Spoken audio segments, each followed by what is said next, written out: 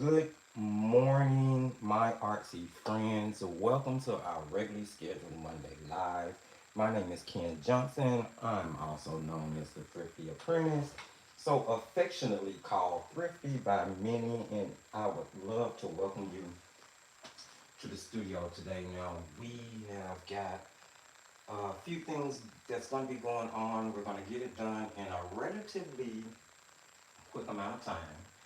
As you may have heard me mumbling about before I did the official introduction, I will be doing three separate lives today. I do need to try to keep them restrained and not go off on talking tangents as I continue to do.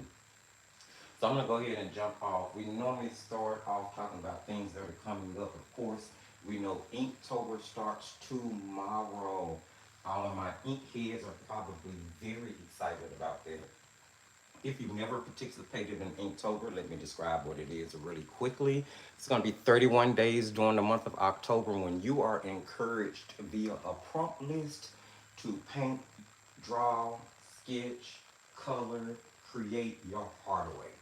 Now, it is affectionately named Inktober because the founder did originally promote it for the use of ink, but over the last couple of decades, it has evolved to be such a wonderful challenge that involves inks of all types, including watercolor inks, acrylic inks, um, anything with the ink, any medium used in combination with the ink. So it is actually a really cool challenge. Now, I'm going to go ahead and throw this out there. It's the same exact thing I said to you guys about World Watercolor Month. Excuse me.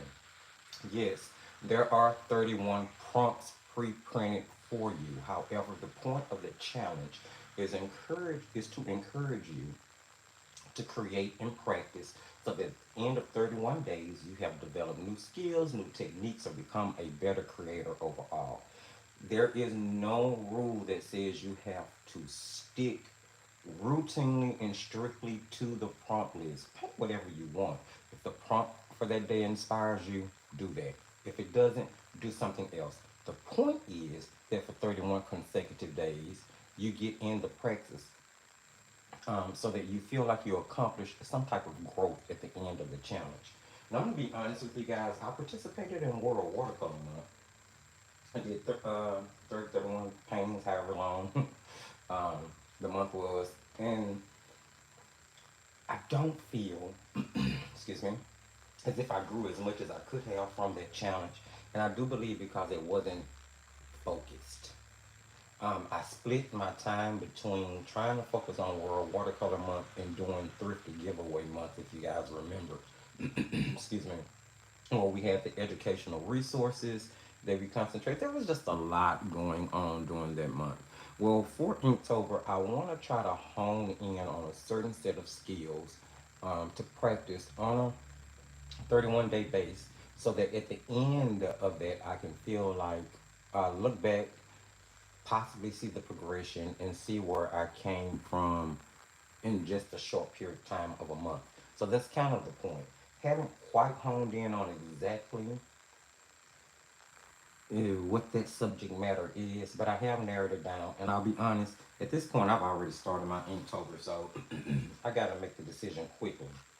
So hopefully you guys will participate. I'm going to show you throughout the month that it may not be what you think it is, because I'm going to use many different products. So the kickoff video for Inktober will be premiering Wednesday at 10 a.m.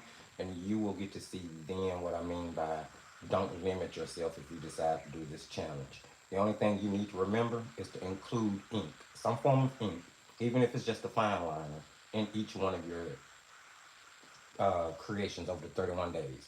That's really the only rule you need to remember. Other than that, not even the rule of sticking to the prompts matter. So, what else? Coming up, we're going to have if you guys remember this video came out a couple of months ago. It was the very first time I ever used watercolor ground. And I used the watercolor ground to cover a coffee mug, which I use inside my studio as a brush holder. I had a lot of fun doing this project, uh, and to my surprise, I was able to create on the watercolor ground just like I would a medium grained textured paper. And I said from that project, I was definitely going to be doing it again, but I never really gotten around to it well until just now. So, coming up in the next 2 to 3 to 4 videos, we are going to be doing a project where we're actually using black watercolor ground. Now, you may not recognize this, but this is actually the lid to one of my bamboo Voyager palettes. Here's the base. Um, Prototype, anyway. This was one of the prototypes before they were released upon approval. So the design that was on top of it was a little different from the one that you guys actually get if you order. So I decided to experiment and play around with this. At this point, I've covered the top of the lid with 2 coats of black watercolor ground. And as you can see, it has dried down to give me a really nice texture, just like a watercolor paper on the top of that wood. And I'm going to be drawing and designing something on there so that it'll fit black in contrast in the top of that palette. I think it's going to be a really cool project. I can't wait to share that video with you guys. So hopefully you are subscribed and you have hit your notification bell so that you do not miss when that happens. Ruby says, I always fail art challenges on like day 5. You don't have to do all of the days, sweetie. Don't limit yourself from the challenge by limiting yourself to the rules. You guys know I'm a rule breaker.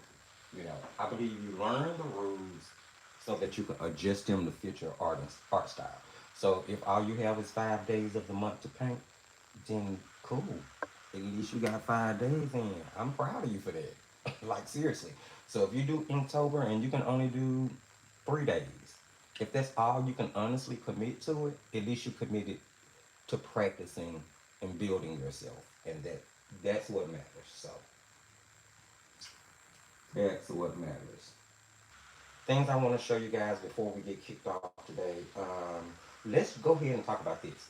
I'm going to be going live over in Paints, Pencils, Pastels, and Markers, which is the Defiant Art sponsored Facebook group. So if you are a member, there will be a live kicking off inside the group at 3 p.m. Central Standard Time today. And then, of course, I will also be going live tonight at 8 p.m. for the regular scheduled Creation Station live. And Creation Station, do keep in mind that you do have September 2024's real-time, full-time demo that just dropped. So if you got to catch the sort of turn watercolor pencils into a palette video, which I'll show you guys that in just a moment, um, then there's a full-time event over real-time event over in the Creation Station for you guys. I did not forget. I know I was clicking really close, but I did get it up. I did get it up. Okay. So at 3 p.m. over in Paints, Pencils, Pastels, and Markers, today we're going to be working with black watercolor paper. Now the advertisement for that does say ink and gouache. I was trying to be cute. Come along with me. Ink and wash, ink and gouache. You get it. It's funny. You know it. But anyway, we're going to be working on black watercolor paper. Now, I have not quite decided how I'm going to incorporate ink into that just yet, but I do have my Masters Dura line and wash set that I'm going to be using in combination with Shinhan gouache as well as Paul Rubens Gouache watercolors. So these products, and this is what I meant by don't let the word ink throw you off, because here we have Duran ink tints products. And then of course you have ink tints pencils that you can use. So if you wanted to create an illustration using nothing but either the ink tints pan paints or the ink tints water uh, uh, pencils or the ink tints blocks, you created an entire ink composition. Bam, Inktober. See, don't think about it so hard. Don't think about it so hard. So I'm going to definitely be using that. I wanted to use something that was just opaque as gouache, and I wanted to use a Paul Rubens product. Unfortunately, Paul Rubens doesn't actually make a gouache that I'm aware of. They do make two really opaque mediums though. They make their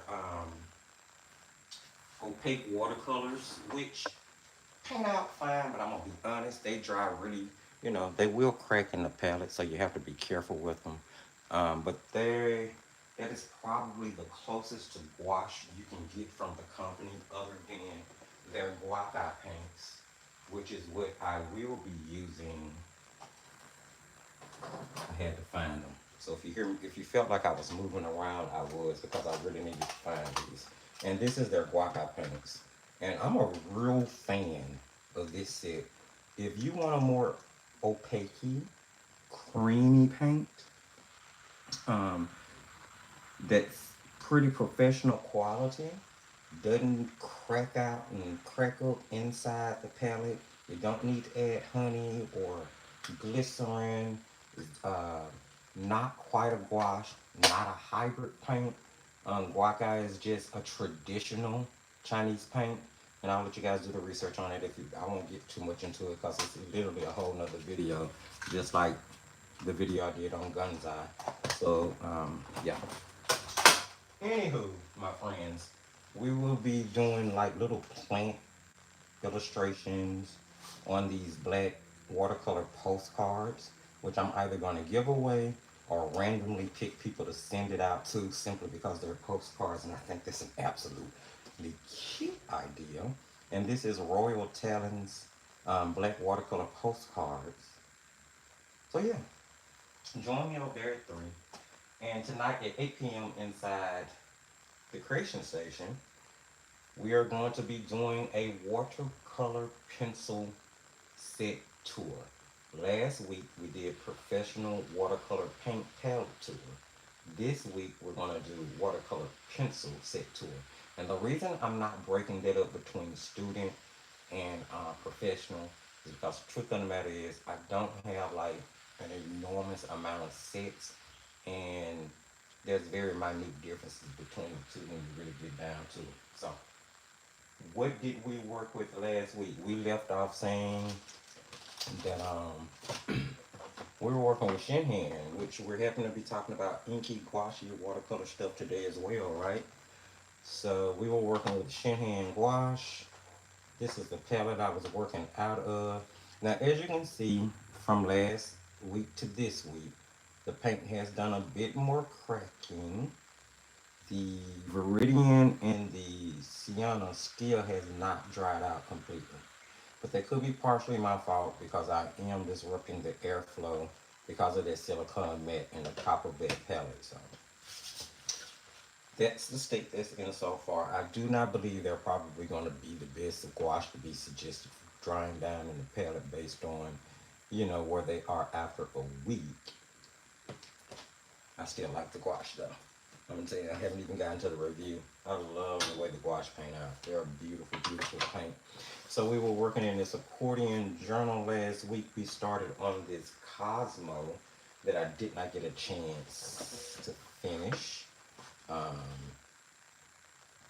So we're gonna finish that Cosmo up, and maybe we'll add a little ink to it. Maybe we won't, because the original plan wasn't to ink that one. However, after we finish up that, because it's a white Cosmo, it won't take much to finish it up, we're going to move on to ink and wash. And we're going to be doing a really colorful, vibrant little elephant, which I've already sketched out. Yeah, we're going to do an elephant. And that paper that we're going to be working on is Bohong 100% cotton. Most people may have their student grade academy version, which is actually a excellent, outstanding, amazing paper to use. So let's go ahead and get them now. I don't suggest this sketchbook. I don't know if you guys remember. It buckles like crazy. The paper is really thin, but I love the sketchbook design. You can find them on both Temu and AliExpress, or you can just wait till I put one up on my site and get you a custom-made accordion journal. All right, shameless plug. Y'all know I don't mind. All right, so let's finish this up real quick. If anybody remember, we use greens in the background. We splash um, just some clean water from our brush in the background to kind of diffuse the pigment and give us that texture that we have in there. So here, let's finish this up, my friends. I think we were shooting, if I'm not mistaken, for a yellow center. Now, the Shinhan set does not come with a yellow ochre in it. So we're going to have to make one up a little bit. Let me grab some brushes here. Uh, First thing I see is my Art for Joy's sake 4-inch dagger, so that's what I'm going to use. That was the first thing I grabbed. And we're going to make up a yellow ochre really quick. I was working with a little of some last night because I was doing, I was working on this Wednesday's video. So I'll show you how I made that. I grabbed a little lemon yellow. And let me tell you, be careful with Shinhan. It re-wets so easily. You can pick up so much pigment at one time. It's crazy. To that, I'm gonna add just a smidgen of burnt umber. Okay, I need a smidgen and more. I think I did too much smidgening then, but we're gonna work with it. That's not too bad. That's not too bad. Alright. We'll use that as, actually, I'll use the lemon. I have to sell first just a little bit. We'll go in. We'll hit the center of that flower. If you guys can't see, let me know. I'll see if I can move the camera down just a bit. Alright, and then I'm going to grab that yellow ochre without cleaning my brush, and right on the bottom, I'm going to go ahead and drop that in and let it float up. I'm going to get out of there and leave that alone. We'll come back and deal with that a little bit more once it dries. Hey Nicole, welcome love. How are you today? Alright, so now the rest of the Cosmo is actually going to be a white flower. Now, I've said to you guys many times, when you're painting white, you're really looking for the other tones that you can see in it. You're looking for those colors around you that that are possibly reflecting in it. And if all else fails, remember that gray is your friend when it comes to painting a white flower, and I will show you what I mean. I am going to, first things first, I'm going to do something about the darkness on the bottom. Here, this stem, it's just not dark enough for me. I believe this little green mixture I have here is made from, and I don't have a swatch sheet sitting next to me, but without a doubt, that's a Viridian.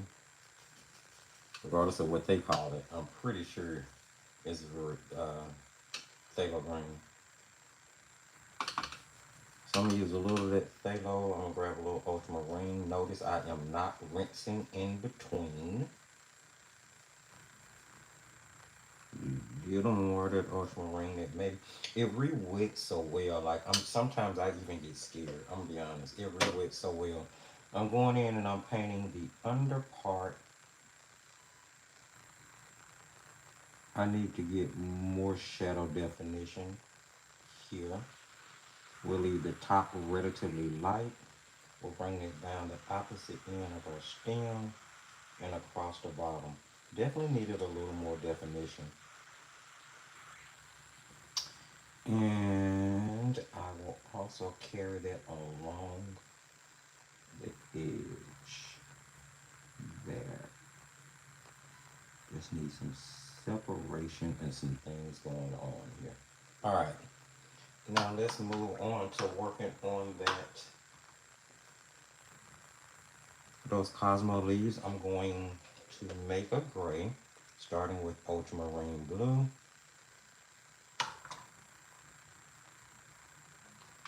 Look how well they re-wet. Like, I have not put too much water on it. I have a puddle. And I want to make up enough to work with, so. Now this is a golden Teflon brush, so it's not the best brush for carrying massive amounts of water. What I will say is the design of it is pretty cool because considering the fact that it's a golden Teflon brush, it carries more water than one might expect. But definitely don't expect it to carry as much water as say like a synthetic squirrel or any of the real hair brushes, which I don't paint with, so that's not anything you'll ever see. I only paint with synthetics.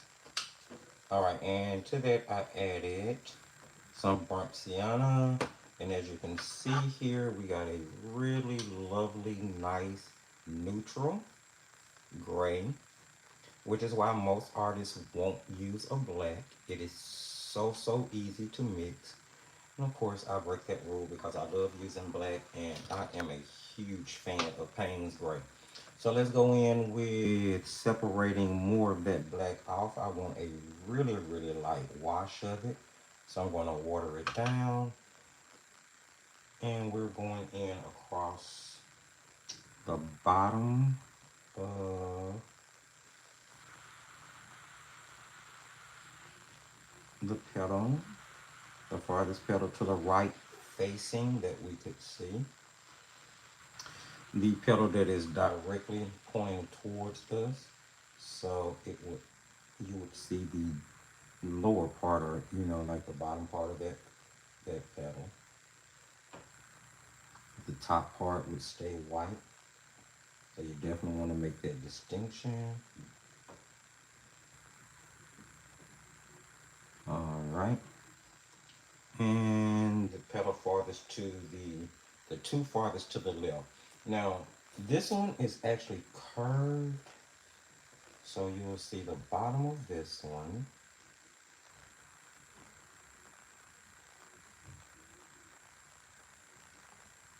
And I'm using the tip of that dagger brush. Notice where I'm holding it closer to the ferrule. It's going to help me get better control. And I'm leaving a slight sliver between that one and the one that's closest to us.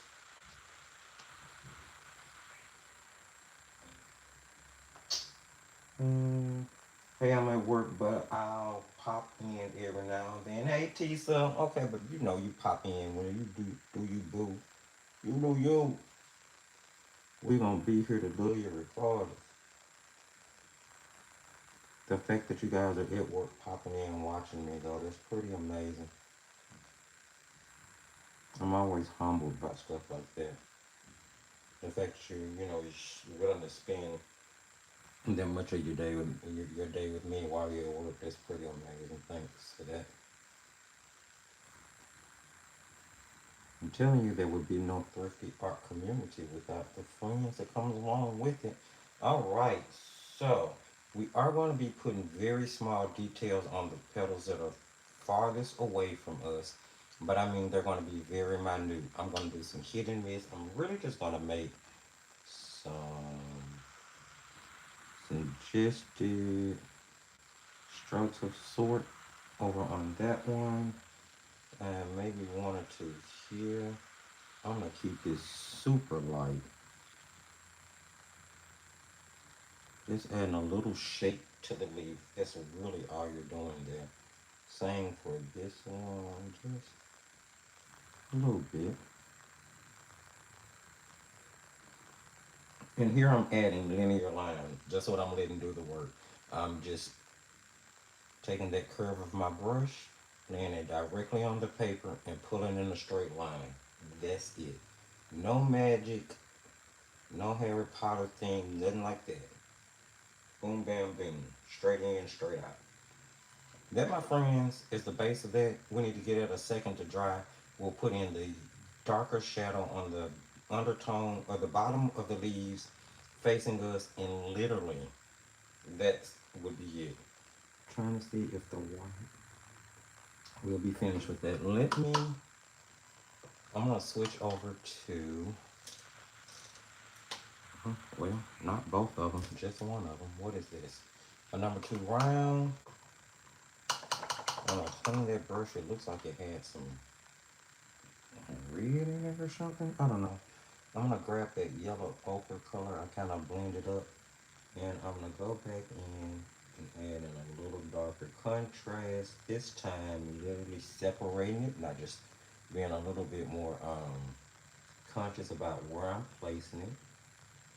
That way, you can definitely see the contrast and that there's difference. Want to kind of give it texture, like so. Can you guys see that? I don't know if you can see that. I know you can see the top of my head, but I don't know if you can see what I'm doing. What is your least used color? For me, it's browns. Least used colors. Let me zoom in a little bit. Hold on. Get in on that. You may not be able to see the palette as much, but I wanted you guys kind of see where I've gone with that so far. I think this paper dries pretty quickly from what I remember. That's why I didn't move on to something else. I just kind of left it there. I'm going to use this number 2. We're going back into that black we mixed and made. And I'm going to do some wet on damp here, which will give you beautiful blends if you've never done it. I'm going to start with the one closest from us. And we're putting in a bit of a darker shadow along the edge. It's actually a lot darker than I wanted it to be, so I'm gonna go back and with a wet brush and blend. I'm blend that out. Definitely don't want that harsh. It's a delicate flower.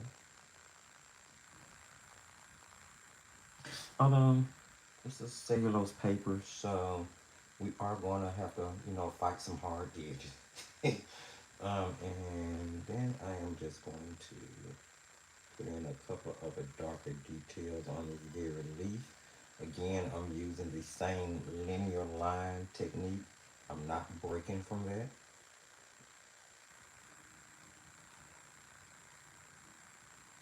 Okay. And I think the back part of that petal probably needs it again. And so basically all we're doing is adding darker shadow into that petal farthest away that we can see the back part of it. Then we'll move to the one closest to us, or that's pointing directly to us. Again, linear lines, blend them out, blend. If they get too harsh, like I feel like that one in the middle is too harsh. So I'm gonna go back and blend. Just a little bit on both sides of it. Just so it's soft. Same thing for the one in the back. All right.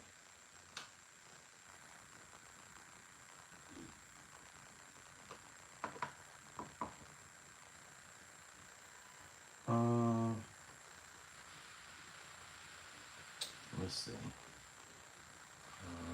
Let's go with same thing here. We're going to be going back towards the middle. Keep in mind that your details for any of your petals, you want to follow the curvature of the petal, and with any of your linear details, you want to make sure that they're all pointing back to the middle of the flower so that it feels natural. If you've ever looked at the painting of a flower and it just feels awkward to you, it feels like, oh my goodness, I mean, it looks good, but something just feels off. Then more than likely, there are some areas where the details do not go back into the vanishing point of the center point of the flower. So, try to keep that in mind.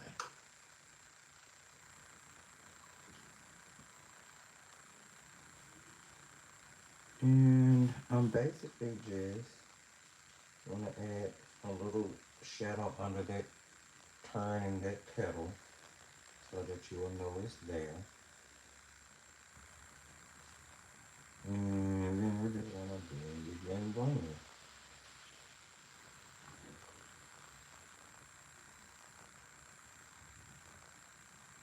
Blend. There we go.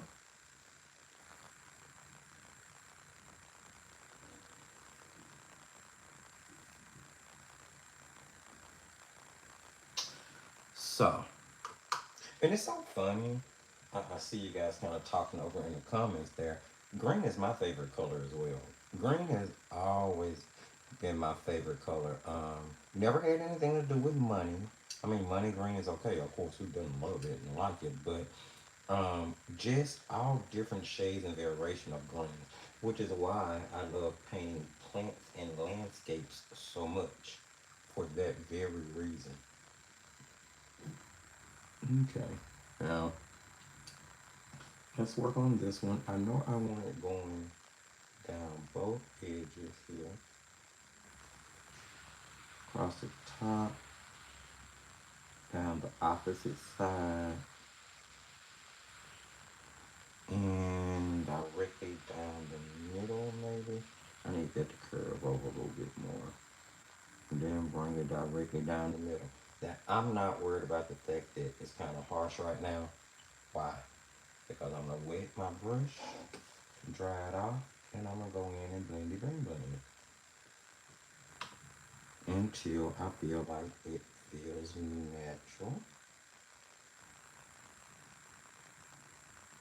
And this is probably not the best brush. This is not the biggest brush in the world, so you can mix with it, you can blend with it, probably. Not necessarily suggested, but as you can see, I'm pulling it off.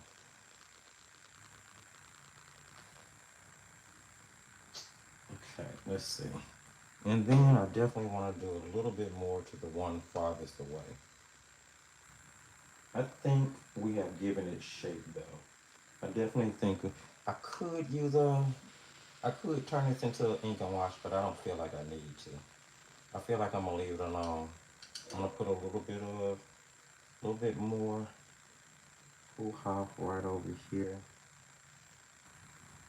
Y'all know me and my words. We're gonna put some hoo-ha right there. And then we're gonna do a little blend, and we're gonna call it a day. Real simple, straightforward flower now. Had we been doing this in one setting, it should have taken no long. It should have been a 30-minute or less painting. Because this is like one of those warm-ups. I wish I could get my yellow ochre just a little bit stronger, but I did make my mixture just a bit watery. If I go back and just dab in there a little bit. Like so. And there we have it, friends. Real easy, straightforward, white Cosmo. They had it, friends. Hope you guys enjoyed that paint along. That is super easy to do, white flowers. They used to scare me and intimidate me until I realized that the more things that we're scared of and intimidated about in art is a self thing. We allow ourselves to be intimidated because most techniques are not as hard as we force ourselves into believing that they are.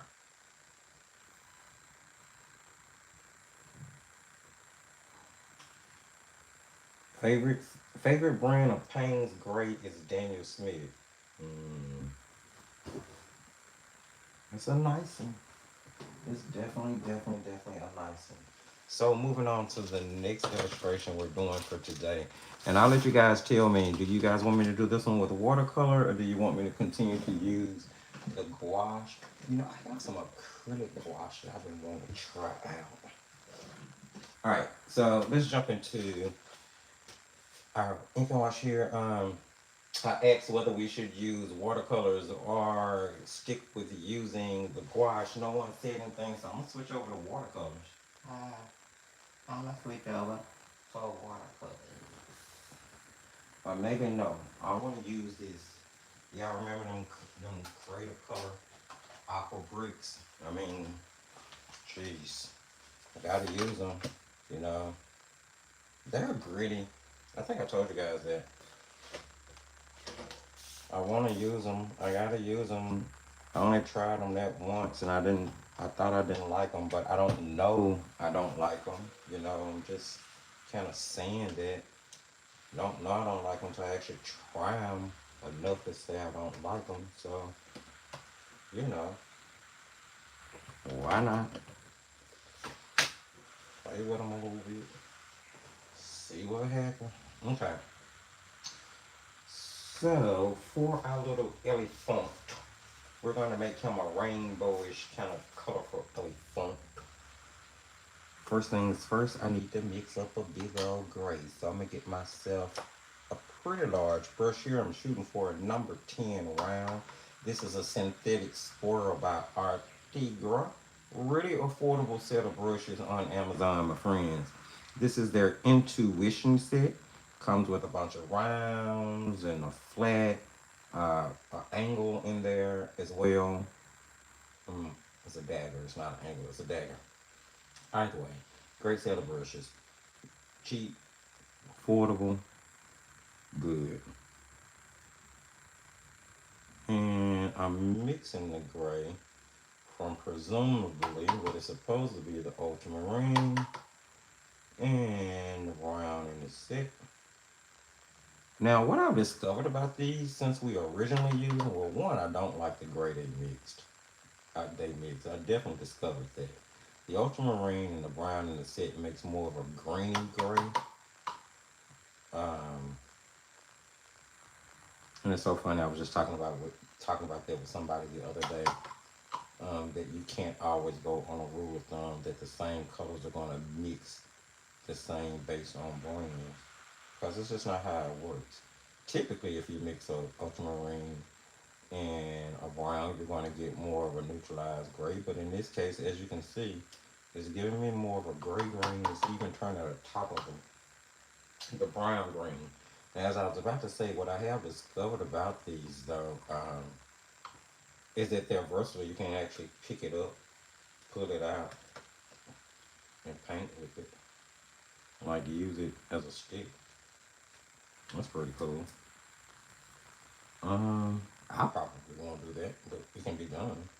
Let's see what kind of gray neutralized color we can get from mixing the Eleanor's favorite combination, red and green. Let's see what happens. That's a beautiful red.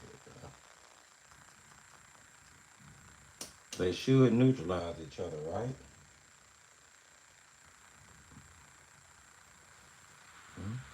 Going brown. Okay. Well, friends, all of a sudden, I don't know anything about color theory based on the way these are mixing. I shall not be defeated. You shall not win. Luke, I am your father. I'm going back over here for some blue to mix into that. Oh, okay. See, I gotta keep playing. Yeah, we got a gray. Let me stop while I'm here. So I have to mix blue, red, and green to really get that tone from those. Interesting. Going in here with some wet water, and I'm going to literally some clean. Let's get it out of my clean bucket and not my dirty. Even if you paint with dirty water, it's okay. Sometimes, most times, it's okay. Chrissy did a video on that. You guys should go check it out if you've never seen it. Painting with dirty water is not the end of the world. Okay, so I'm just gonna whip my little elephant friend guy here. We'll call him Charles. I don't know why we're calling him Charles, but we will. Charles in charge. Anybody remember that show? Charles in charge.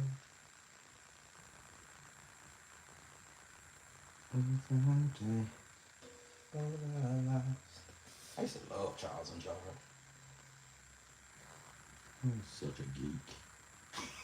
I'm such a nerd. Oh God. I am still. I'm okay with that. Nerds unite.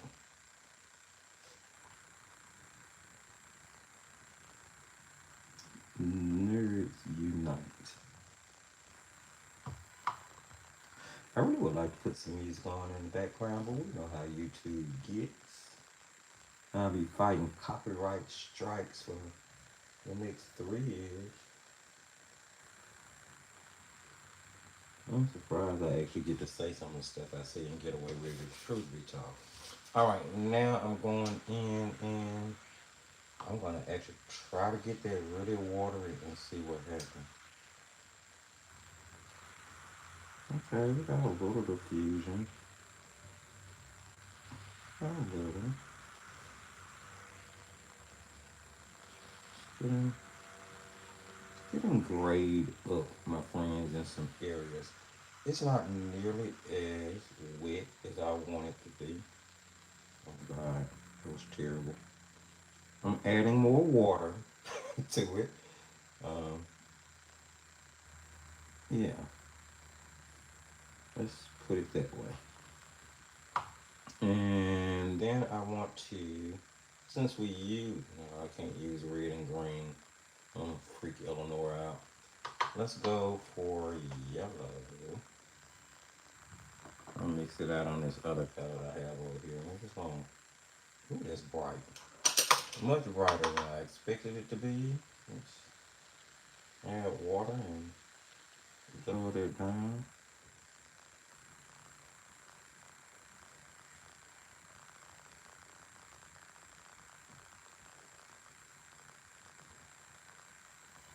I'm just adding, I don't know, it's becoming a different type of elephant today.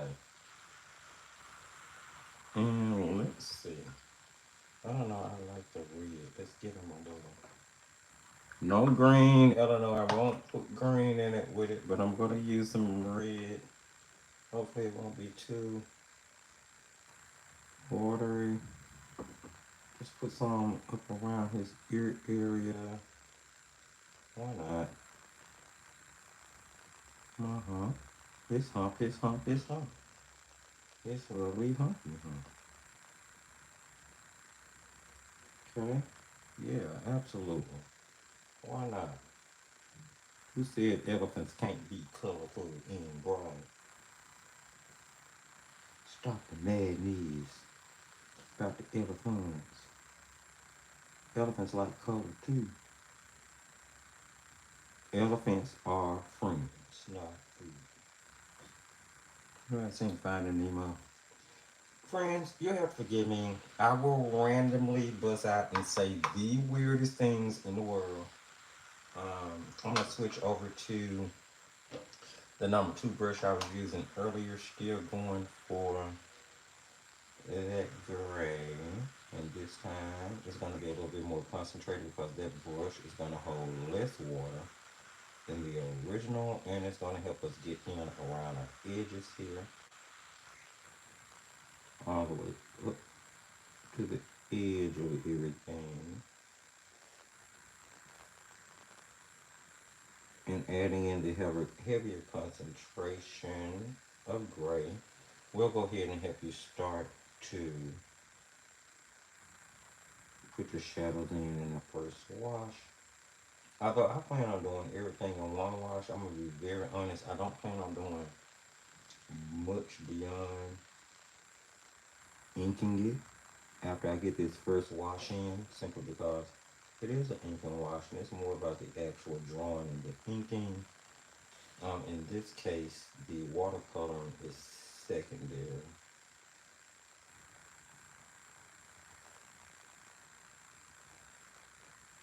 I love that red in there. That's nice.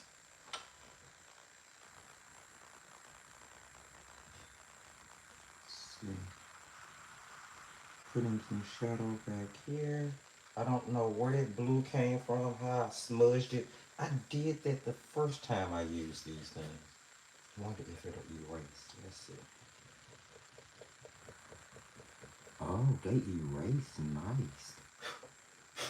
Ugh. Away. Go away. And I'm gonna mix that blue in down there. Just, it is what it is. Probably gonna have to go and add blue in somewhere else now. Totally sucks. Wasn't planning on doing that.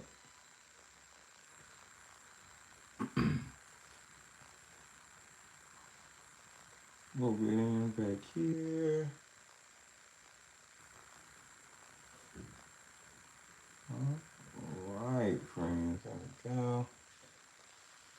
Get his little telly tail. Hold on. Let's get him rounded out here. Little telly tail.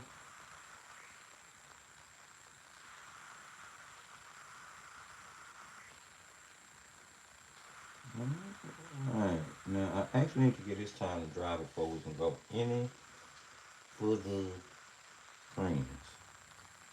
I'm gonna check the comment section. I feel like that should be around it. Like so. And unfortunately I need to put some of that blue in some other areas. So let's just keep it around the foot area. And then I'm gonna go in with water and blendy blend so I don't end up with any harsh lines. Because nothing about Sir Charles has been harsh up until this point, and so I accidentally rubbed that blue in there.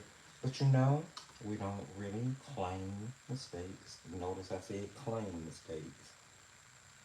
We call them happy accidents. Which then just turn into an opportunity for me to add that color in elsewhere. That's my story, and we're sticking to it. Absolutely. So now I'm just kind of finding places to put the blue. Wasn't my original intent, but hey, you know, we do what we have to.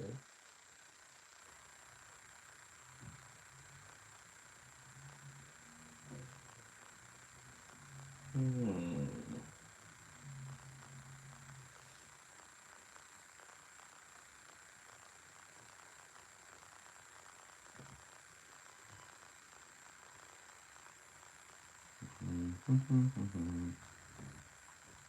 All right, friend. We need to get it a couple of seconds to dry. I'm gonna check the comment section, and then we're gonna go back in and ink our little friend out and turn him into ink and wash. Another reason I don't mind using the aqua bricks, I did notice after the first use with them. Let me zoom out just a little bit. I did notice after the first use with them that, like, although I don't like the composition, the they dry down real soft, like super soft. Um,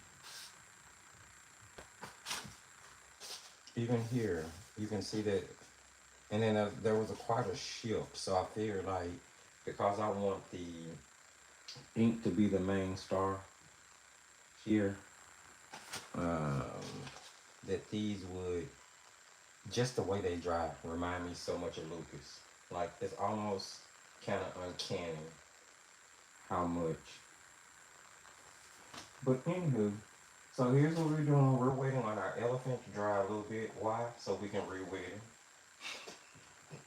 it and do more to it. In the meantime, I'm gonna sit him to the side. All right, is this dry? Nope. Now see, this paper really retains the moisture for a second. And you see how those aqua bricks, you see the shift there? And that's what I mean, the shift, that becomes so soft. Almost to the point where I've lost the contrast in the red that I want. So let's see. Let's be bad right quick. Put that down for a second. Let's see if we can. We're gonna try to sneak. I don't know. We're gonna see. We're gonna try to sneak our red in a little bit more, because that's the color I liked in it. I'm gonna grab waterproof, little blendy blend. See if we can kind of push that on into the skin. with the little blendy blend blend. I'm not knocking too much of the water, so probably more water on my brush than normal when I'm doing a blend of this sort. Don't want to lose too much of it. Just make it fade away into the skin.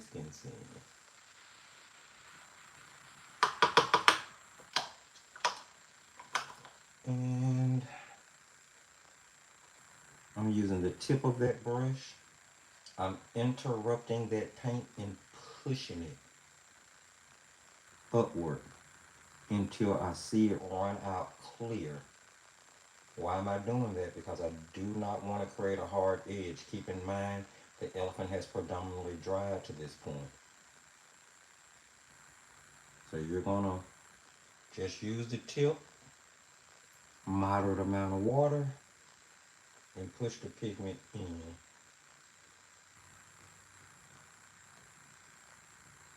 And hope that we still don't have too much of a shift. I'm gonna blend just a little bit more of this area around the ear.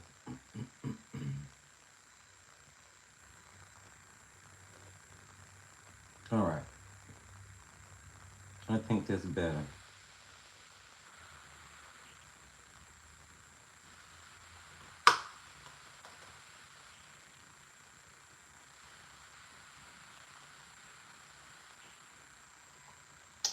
Oh no, they were called.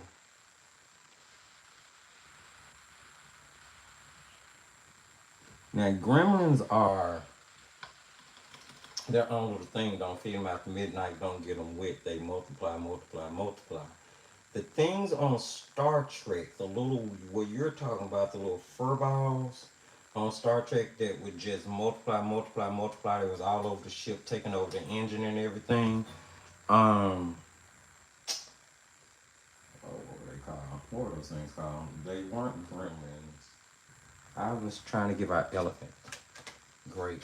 He is dry enough for me to put some ink on him. Now, I'm using several different products, Inky products. As soon as I find, well, see,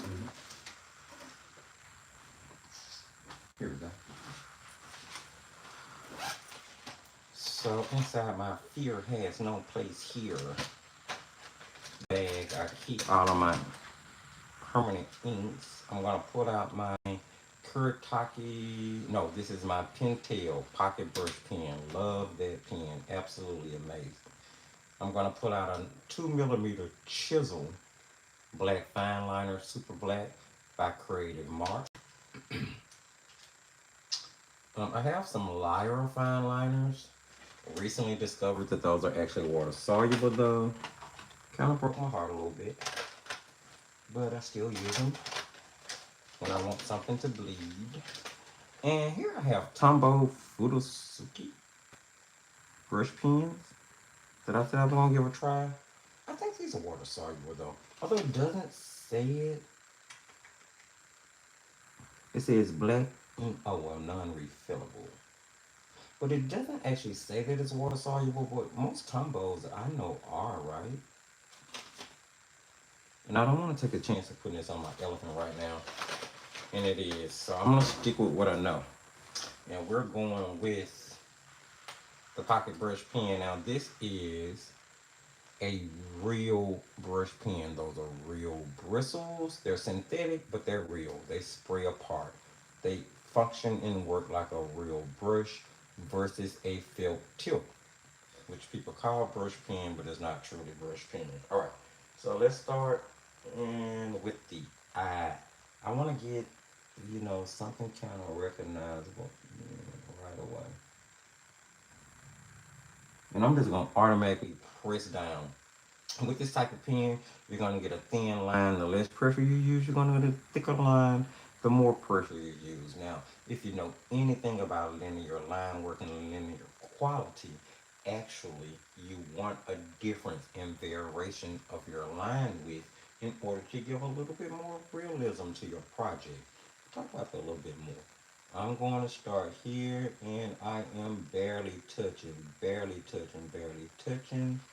to keep that one thin. When I get to the outside, I'll press a little bit harder to make it thicker, following the curve, and coming on around, stopping. I am making full strokes from my shoulder as I pull my pen. I'm not making choppy lines. Now, most artists can't draw in a straight line. I know there are going to be some people who refute that, but it's the truth. Most artists cannot draw in a straight line. Keeping in mind to pull from your shoulder versus using your wrist is going to help you keep straighter lines, okay? It's not going to make you perfect, but it's definitely going to help you out. Oh, look at him.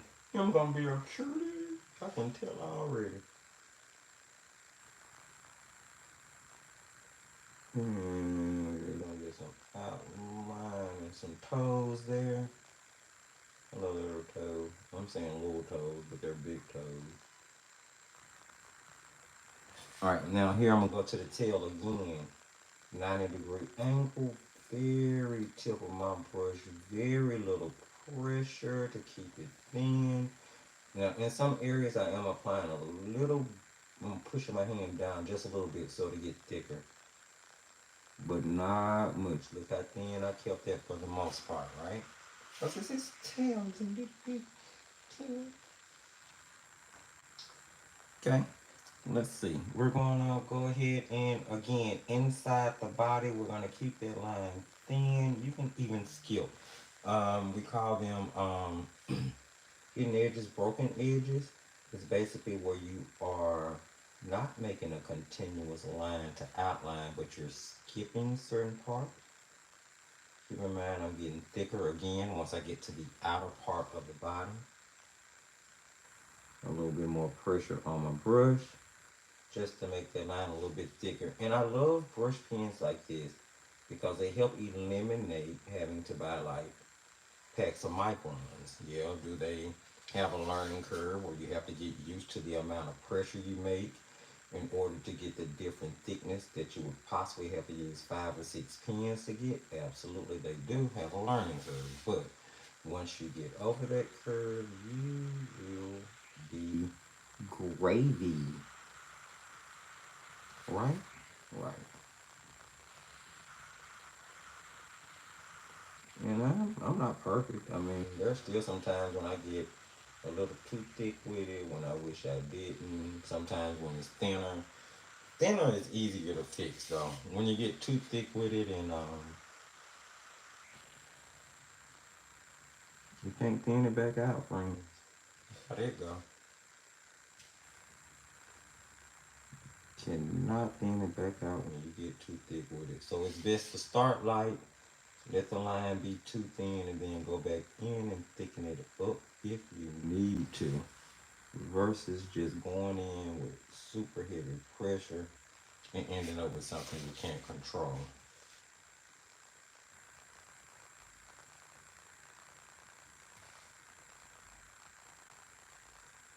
90-degree angle, keeping my pressure super light so that my line stays super thin.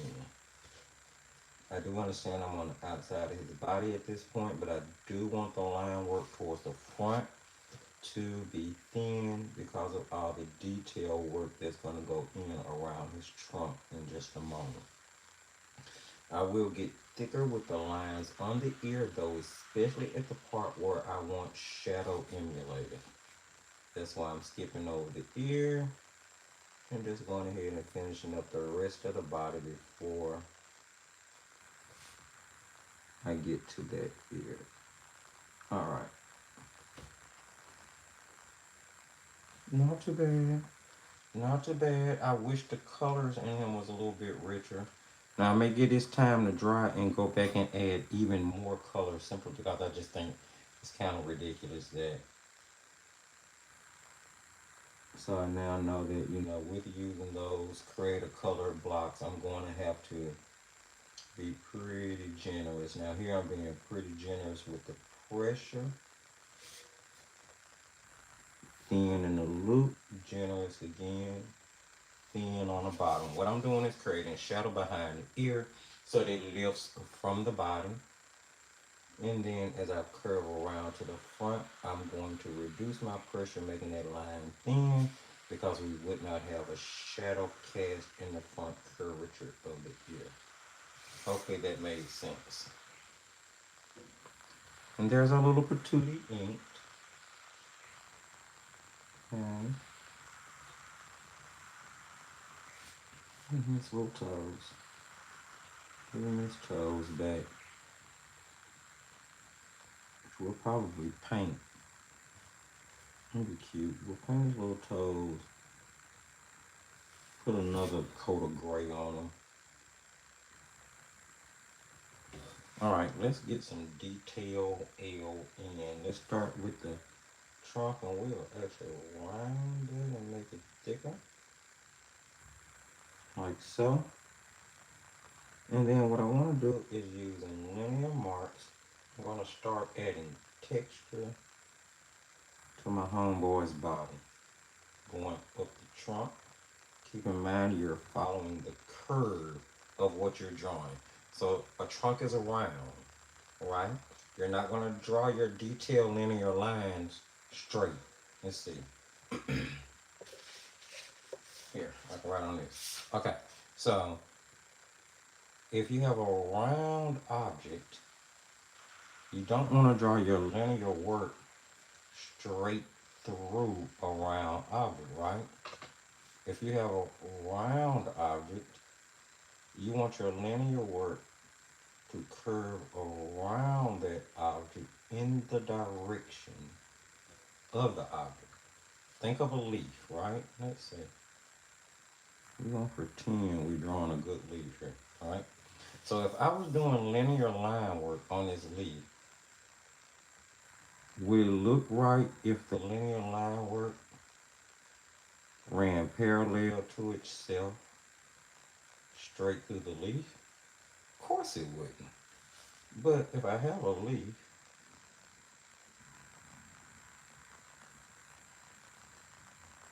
right, and I'm doing line work, let's say I put a vein down the middle of it. If I'm running other veins through this leaf, this vein is going to curve around the leaf, following the direction, helping to hold the form and the shape of it, not coming straight through it like that. So hopefully that makes sense. So as I do this, I want to keep the lines curved, not straight, as if they're going around an object that actually circles, right? Because they are. For Christ's sakes, they're going around. Elephants are definitely not flat creatures, right?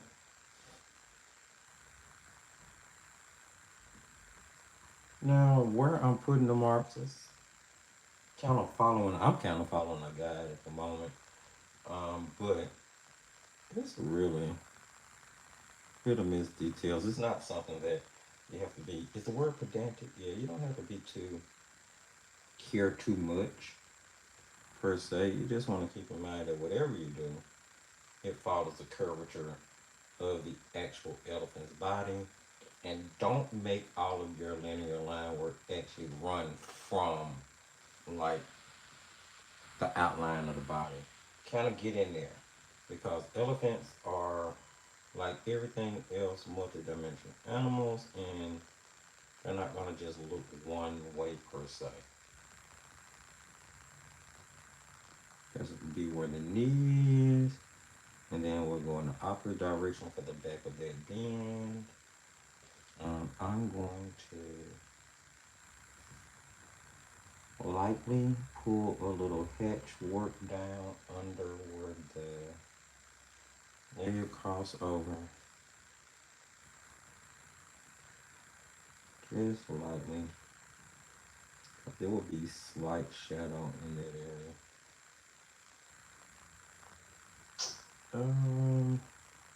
Let's see. I don't want to overdo anything. I don't want too much or nothing. Keep it kind of, kosher. You know, I'm not elephant looking like overdone. But I mean, he would be a little wrinkly. Give him a little age. Just a little age. You know, maybe he like me. Been around for a minute. Maybe he like little Kim. He been gone for a minute and then he back at the jump off.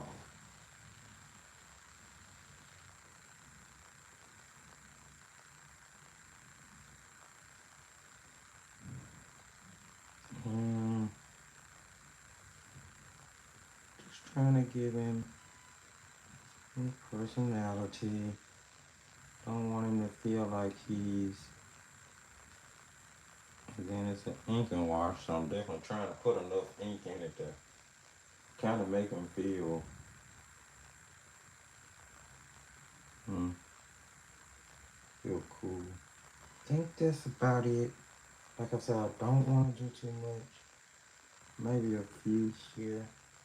Kind of emphasize the way that leg literally is, it is, you know, it is a circle. Come on. Let's add just a little bit. Make it a little thinner there. Oh, I'm cute. I'm cute. Yes. Here. Give you a little earring. You're wearing a stud. You got on a cute Scania. Oh, he's a cute look at him. He's a cutie. Easy, simple, straightforward. See again, Inktober does not have to be something that is just like, oh my goodness, way out there. You can do the cutest little things, make the cutest little impression. So here are two little projects we worked on today. You know, we worked it out. We finished our what is this thing? Cosmo. And we worked out our little elephants. You know. We did a thing. Alright friends. Hopefully from this live you picked up on something here or there that will possibly benefit you. Don't enter if you ain't trying to win. They trick me. I'm sorry. I'm trying to trick you. Ruby, no, you do not need to email me, love. I have your information. The only person I need to email me that I can think of is Nessa. I think everybody else already have their mailing information somewhere in a email inside my email box. So, guys, it has been my pleasure hanging out with you, painting with you, chilling with you. And hopefully you enjoyed the finishing of the Cosmo and painting the cutesy dootsy little floofy elephant who we have so endearingly named Charles, although we don't know why. All right. If you have not already done it, friends, don't forget to sprinkle a little love and give this video a thumbs up. And if you feel so inclined, do share it with the rest of the whatever social community you want to, by all means. Hit the subscription button and notification bell so you know when we upload and when we go live. Keep in mind, we do have a pre-recorded Inktober kickoff video coming up this Wednesday, which I am going to make myself available in the chat, so the chat will be live. Let me go ahead and say, I do work on Wednesdays, and at 10 o'clock is when my shift is normally starting when those videos are premiering. So if you guys are in the live talking amongst each other and chit-chatting about the video, absolutely wonderful. I'm going to pop in and out as I can, but I am going to make it a premiere video so that you guys can utilize the chat box and talk live and speak and congregate with each other, all right? And like I said, I'm going to be in there. I just may be in it a few minutes after it actually starts. This Sunday coming up, at that point we will be deep into Inktober, and we'll be moving on with some more, stuff dealing with Inktober. Maybe even a sketchbook design video this Sunday coming up. I'm gonna have quite a few things lined up already, so it's really just a matter of deciding what's gonna come out when.